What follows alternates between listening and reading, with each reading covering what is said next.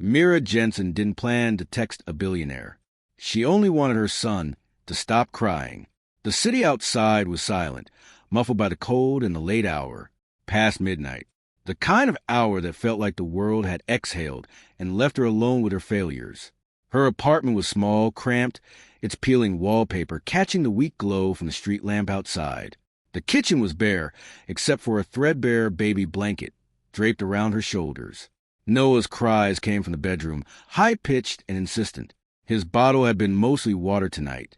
The last of the formula had run out hours ago. Mira's hand shook as she glanced at the empty can on the counter. Pride was irrelevant now. Survival wasn't. She picked up her phone, thumb hovering over her brother's contact. Ben had helped before, begrudgingly, but had helped. She typed, "Ben, I'm sorry to bother you again. I need $50 for formula. Noah's almost out. I get paid Friday. I'll pay you back, please." Her thumb trembled as she hit send. Not a double check, not even a glance at the name. She didn't care. She lowered her forehead to her knees and waited, listening to her baby's cries echo in the small apartment. 5 minutes later, the phone buzzed. A reply, "I think you meant to send that to someone else." Mira's stomach dropped. Horror replaced exhaustion as she realized a mistake. One wrong digit, one accidental tap, and she had sent a private plea to a stranger. Panic, she typed, "I'm so sorry. Please ignore wrong number." She locked the screen, tossed the phone aside, and pulled the blanket tighter around her shoulders. Another failure. Another reminder that life had a way of reminding her how powerless she was. Meanwhile, 3 blocks away, on the top floor of a penthouse overlooking half the city, Jackson Albright read the text. The number was private, almost sacred. No press, no assistance calls, only family. And that list had grown painfully short over the years. Yet the message wasn't spam. It wasn't a scam. It was raw, real human. Noah's almost out. I get paid Friday. Not a demand. A negotiation with dignity. A mother pleading without begging. Normally, he would have ignored it. But tonight, something pulled him in.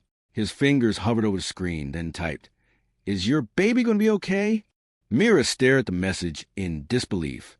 What kind of stranger asked that? Her first instinct was to block him, but something in the simplicity of the question, the directness, made her pause. She typed, "We'll manage. Sorry again." "I can help," came the reply. "No strings," he added almost immediately. She scoffed aloud. "Thanks, but I don't take money from strangers." Smart policy. "I'm Jackson now. I'm not a stranger," he wrote. She didn't reply. Instead, she rocked Noah back to sleep, silent tears running down her face. Not from failure, but from exhaustion, from the endless cycle of barely surviving. And then, in a moment of uncharacteristic courage or desperation, she typed her Venmo. 3 seconds later, the buzz came. $5,000 received from Jackson Albright. She stared, frozen, blinked, rechecked. The money was real. Too much. Unthinkable. Her fingers shook as she typed, "I only needed $50. It's already yours. No catch. One less thing to worry about." "You don't have to say anything," he replied. "Just take care of Noah." Her eyes lingered on the screen, disbelief mixing with awe. She hadn't even told him Noah's name, and yet somehow he knew the stakes. She wondered, hesitated, then typed, almost without thinking, "Why are you really doing this?" The answer came 10 minutes later. "I know what it's like to lose someone you can't save, and because no child should ever feel that kind of pain." Mira's chest tightened. It wasn't pity. It was recognition, understanding. She stared at her sleeping child and whispered, "I don't want your pity." "It's not pity. It's recognition," he replied simply. The next morning, a knock on her door startled her. Delivery driver for massive boxes of formula, diapers, baby wipes, organic baby food, and clothing. And at the bottom, a small envelope. He should have what he needs. Noah deserves better than barely getting by. No logo, no return address, just a signature. Jackson. Mira's heart raced. She sat, staring at the supplies, letting herself feel the strange warmth of hope. Curiosity overtook her caution. She searched his name, Jackson Albright, CO, private tech mogul, net worth $11.8 billion. Media shy, ghost mogul, former military, widowed, no children. The man she had accidentally texted was a billionaire, and yet he had chosen to help her, not for press, not for recognition, but because he had known loss, because he remembered what it was like to be helpless.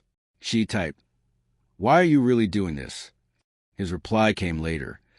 "Because I saw someone who didn't ask for a shortcut, who let her child go without rather than compromise her dignity."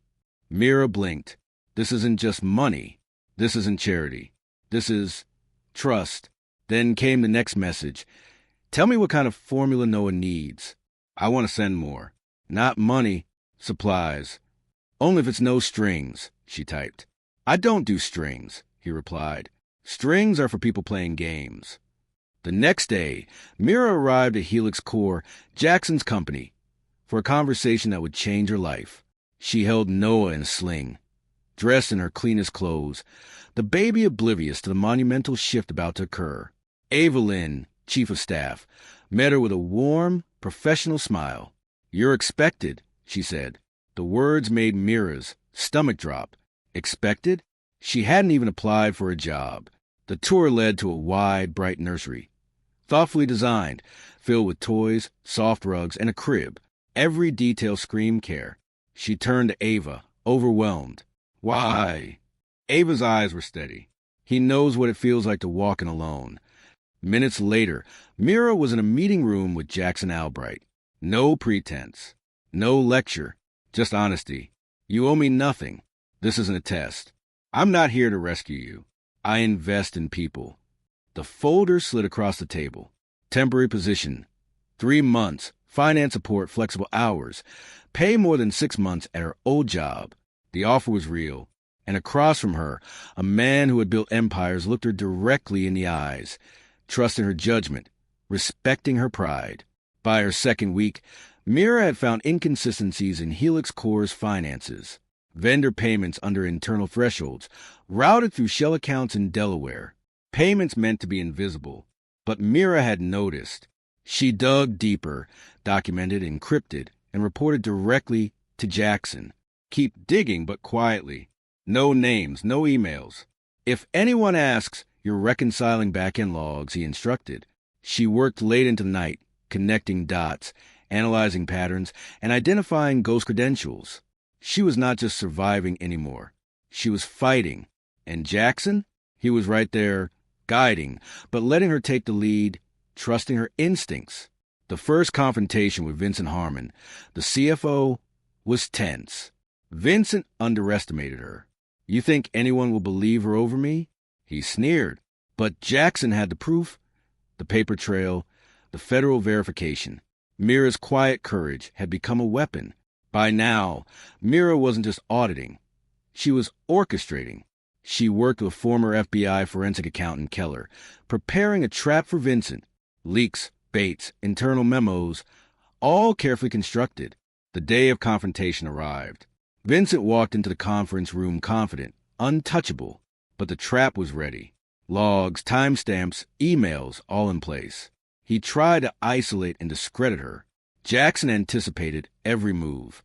Mira monitored every detail, every expression, every micro moment. And then the final blow: federal verification, public press release, internal audit exposure. Vincent Harmon was suspended, the board blindsided. Mira had not only survived, but had exposed corruption at the highest level. The morning after Vincent Harmon's suspension, the Helix Core office buzzed with a tension that was almost electric. Staff whispered in clusters, some in awe, others in fear. Nobody had ever seen a corporate shakeup of this scale happen this quietly, yet so decisively. And at the center of it all was Mira Jensen, the woman who had come in weeks ago carrying nothing but a baby and determination. Jackson Albright didn't let her bask in the spotlight. "Eyes forward," he reminded her, his voice calm but firm. "The company comes first. We celebrate later." She nodded, but inside, she felt the thrill of accomplishment. For the first time in years, She wasn't just surviving. She was shaping events, directing outcomes, proving to herself and the world that she could handle pressure, think strategically, and expose deception without losing her integrity. Over the next few days, Jackson worked behind the scenes to ensure the story didn't leak in a way that would damage Helix Core's reputation. But he also wanted recognition from Mira. She had earned it. A carefully crafted internal memo circulated, detailing the events, the investigation, and highlighting her meticulous work. The reaction was immediate. Colleagues who had once dismissed her now looked at her differently. Some congratulated her. Others sought guidance. Mira handled it all with a quiet professionalism that surprised even her. Noah, meanwhile, was becoming a fixture in the office, his laughter echoing in meeting rooms and hallways, a tiny reminder why the fight had mattered in the first place. Jackson watched her from across the room one afternoon. He noticed the small ways she had adapted, how her posture had changed, how she carried herself with newfound confidence, how she smiled more often despite the exhaustion of balancing work and motherhood. He decided it was time for the next step. He called her into his office. "Sit down," he said, gesturing to a chair. The office smelled faintly of polished wood and leather. The city skyline gleamed to floor-to-ceiling windows, reflecting a million tiny possibilities. "You've done remarkable work," he began, leaning back. "You've proven that resilience, intelligence, and integrity aren't just buzzwords. They can change outcomes. You've saved this company from corruption and set a standard that will last for years." Mira swallowed, unsure if she deserved such praise. "I just did what needed to be done," she said softly. "And yet you did it brilliantly," Jackson replied. "That kind of courage doesn't go unnoticed. You'll have more responsibilities now. Project leadership, strategic oversight, and a permanent role here. Full-time, with Noah fully supported if you need childcare. You've earned it." Her hands trembled. I don't know what to say." "Say you accept it," he said simply. "We're done pretending you're just a temp. You're part of this family now." She nodded, a lump forming in her throat. Accepting meant stability, security, recognition, and a future she hadn't dared to imagine. Later that week, Jackson invited her to a private meeting. This time, it wasn't about work. It was personal. He handed her a small, unmarked envelope. Inside was a check, enough to cover all the bills she had struggled with the past year, plus a savings fund for Noah. "I want you to have a fresh start," he said. "No strings, no favors. Just stability for you and your child. You earned this with your courage and integrity, not because I gave it to you."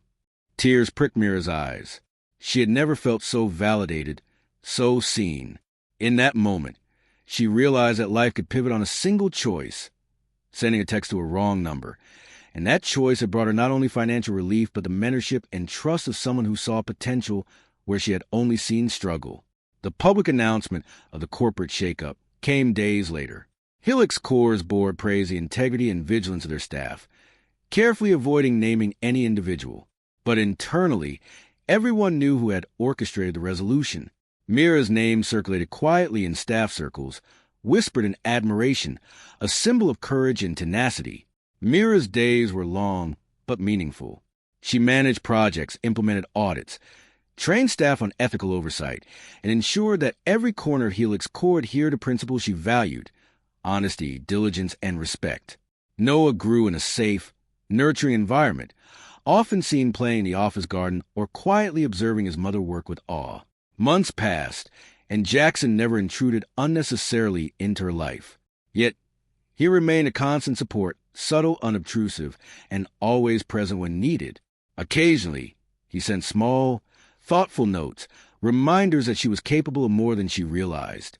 One late evening, Mira lingered in the office, reviewing spreadsheets and logs. Noah slept peacefully in the small nursery. She reflected on how far she had come, from desperation in a small apartment to guiding major corporate decisions, from fear to competence, from isolation to trust. And she understood, finally, what Jackson had seen from the start. Resilience wasn't just surviving hardship. It was embracing opportunity, stepping into challenges, and refusing to compromise one's principles. Then her phone buzzed. A simple message from Jackson. "You've done well. Keep going." Mira smiled, feeling a warmth she hadn't known in years. She looked at Noah and whispered, "We made it. Little one, this is just the beginning." And in that moment, the city skyline outside her window no longer felt intimidating. It felt alive with possibility, as if the world had finally noticed her determination and decided to keep pace with it. For Mira Jensen, life had changed forever, not because of charity, but because of courage, honesty, and one unexpected message that had become the star of everything.